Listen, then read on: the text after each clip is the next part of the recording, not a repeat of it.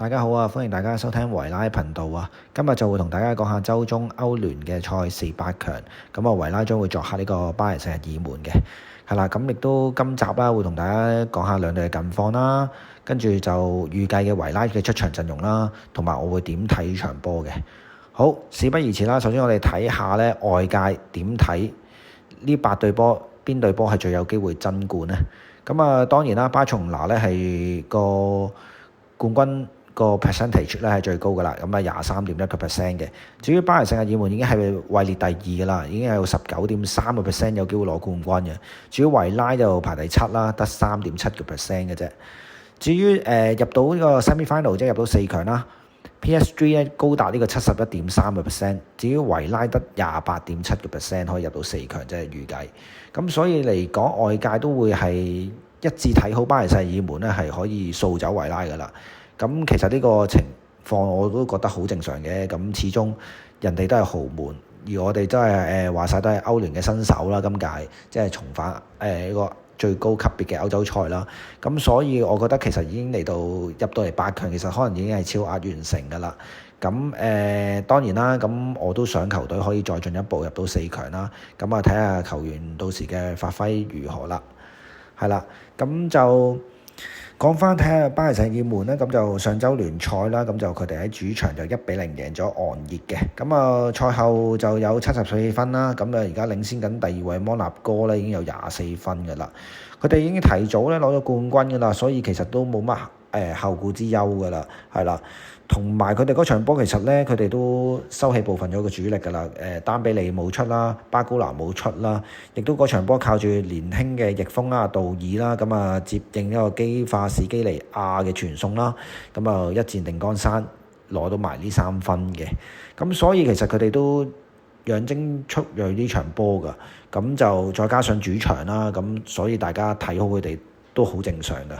好啦，至於維拉咯，維拉近期嘅氣勢咧真係好勁啊！我同你講係啦，咁啱咧上場聯賽就主場贏埋森林啦，2-1。咁啊，而家各項賽事我哋已經攞到7連勝㗎啦，創咗球會咧44年頂級賽事最長嘅連勝紀錄。所以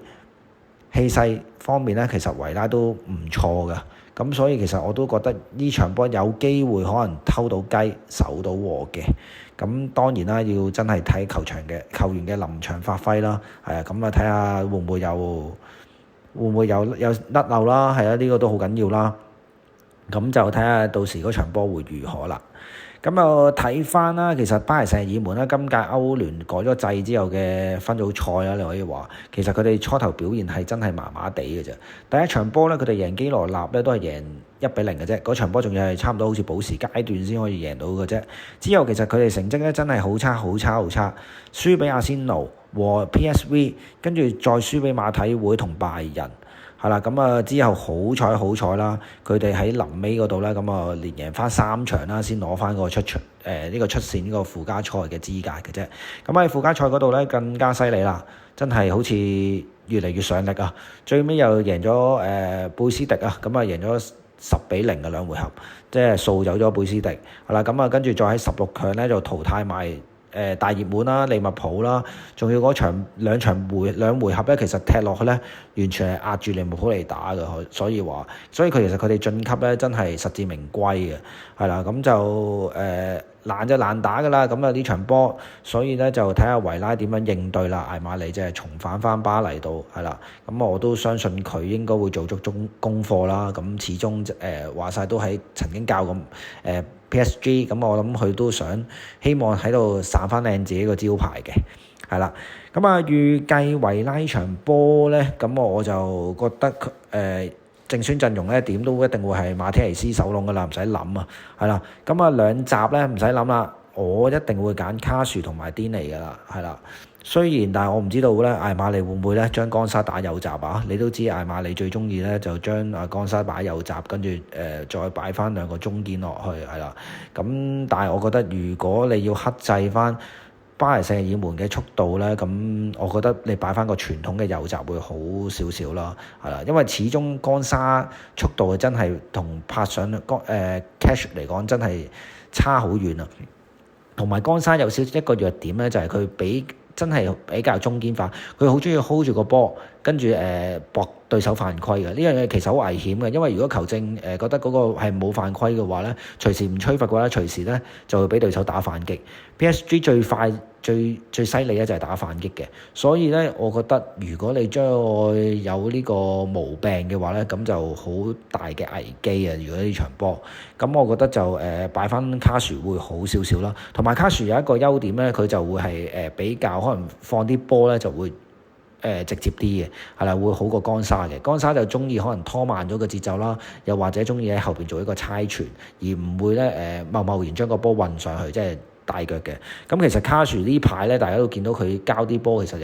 有翻少少質素嘅，係啦。譬如對白禮頓嗰場波啦，亦都靠佢一個長傳啦，咁啊俾阿羅渣士咧，咁啊嚟個半單刀啦，就咁啊拉開咗紀錄啦。咁所以其實對於一隊波如果要打反擊嘅話，我覺得卡殊呢啲長傳咧，其實都好有需要嘅。所以呢場波卡殊打右閘啦，係啦。咁啊中堅啊用翻江沙或者潑拍呢個托里斯啦。咁點解我會揀托里斯咧？咁就原因就係因為明斯始終都係比較有少少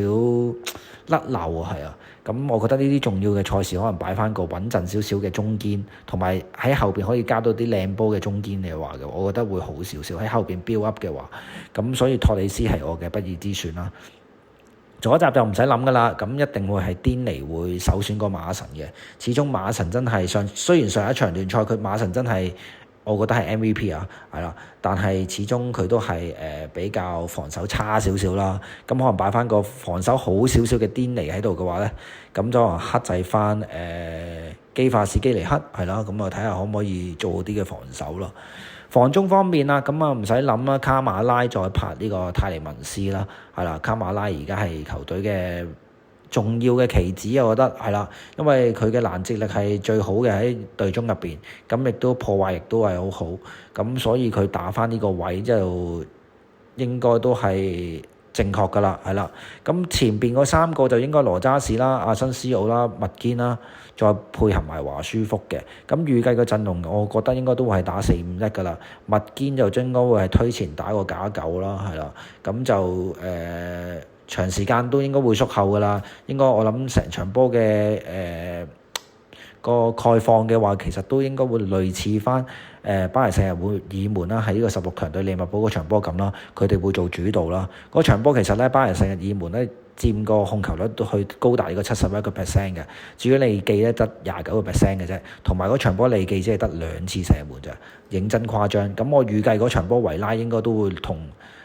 利物浦呢場波應該差唔多㗎啦，應該攻勢應該冇乜，睇下會唔會打到反擊。打到反擊嘅話咧，就有機會可以偷雞，因為始終我哋前邊有個福仔咧，福仔嘅速度係真係比較快嘅。咁睇下佢可唔可以真係好似對白禮頓咁啦，靠一次反擊啦，又係可以咁樣領先啦，係啦，咁都好關鍵啊呢場波。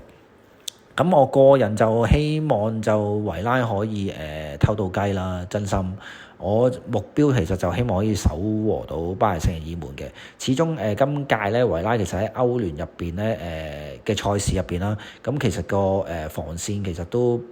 比較穩陣喎。我覺得佢哋可能啲球員可能着重歐聯係啦，咁我可能佢哋冇咁多甩漏㗎，係啊，睇呢個歐聯賽事，反而喺聯賽咧佢哋就可能有好多唔小心啊，係啊嘅嘢出咗嚟啦，咁反而歐聯佢哋就會比較專注啲啦，咁所以其實呢場波我覺得只要踢翻之前好似對主場對拜仁啊，又或者對祖雲達斯咁樣啦嘅防守力嘅話咧，咁我覺得絕對有機會可能咧守和到巴黎聖日耳門啦。當然唔好喺自己嘅後半場可能有啲猜實啦，係啦，咁就盡量希望可以將啲波咧就快啲運上去啦，咁啊從而睇下可唔可以打到一啲反擊啦，係啦，始終對手真係前邊個三叉戟真係比較快同埋比較技術型啊，係啊，咁就亦都我覺得呢場波嘅最關鍵嘅球員應該都係卡馬拉啦，睇下佢可唔可以 stop 到對手嘅中場，搶贏對手嘅中場啦，係啦，咁就都係一個關鍵嚟嘅，係啦，咁就頭先都有講到啦，咁我就希望呢場波維拉可以守和啦，再翻呢個主場睇下可唔可以有機會再偷雞啦，咁就算不幸地輸嘅話，其實我都覺得唔好大敗啦，係啦，咁就盡情 enjoy 呢個8強賽事啦，咁就希望大家會繼續支持維拉啦，係啦。咁今集嘅時候都差唔多啦，咁就如果中意我哋個頻道就記住 like 同 share 啦，係啦。咁就記住睇波支持維拉啦，Up the Villa！